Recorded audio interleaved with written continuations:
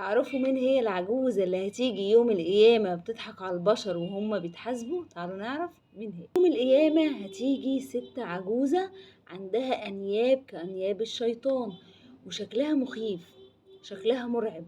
فالناس كلها هتخاف منها يوم القيامة، وهي عمالة تضحك عليهم وهم مش عارفين هي مين دي وبتضحك عليهم ليه.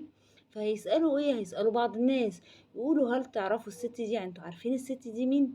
حد عارف العجوزة الشمطاء ديت اللي عندها أنياب وشكلها مخيف دي؟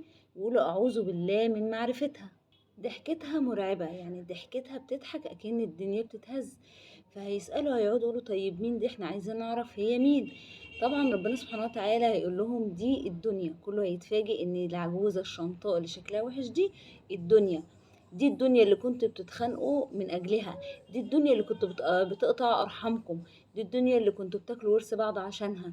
دي الدنيا اللي كنتوا حابين فيها كل حاجة، والمال والظلم، وكنتوا بتظلموا بعض في الدنيا، وكنتوا تقطعوا صلة أرحامكم ببعض وتخاصموا أخواتكم. دي الدنيا اللي كنتوا بتظلموا بعض فيها، اللي كان الأخ بيظلم أخوه، اللي كان الابن بيقاسي على أمه، اللي كان الأم بتبقى قاسية على ابنها، اللي كان الولد يبقى عاق لأبوه.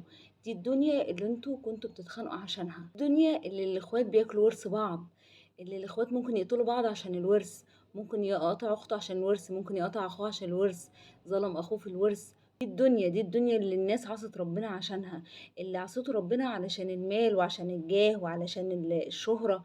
هي دي الدنيا. فربنا سبحانه وتعالى يلقيها في النار، وهي تصرخ وتقول فين أتباعي، فين أتباعي اللي كانوا بيسمعوا كلامي ويضلوا.